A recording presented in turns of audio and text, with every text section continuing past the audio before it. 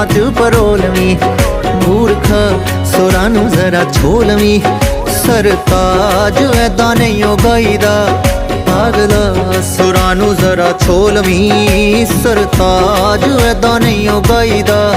ਪਾਗਲਾ ਇਸ਼ਕ ਹੁੰਦਾ ਹੀਰਿਆਂ ਦੇ ਵਰਗਾ, ਉਹ ਜੱਗ ਤੋਂ ਲੁਕਾਈਦਾ। ਪਾਗਲਾ ਸੱਜਣ ਰਾਜ਼ੀ ਹੋ ਜਾਵੇ ਫੇਰ ਵੀ ਉਹ ਰੌਲਾ ਨਹੀਂ ਓ ਪਾਈਦਾ।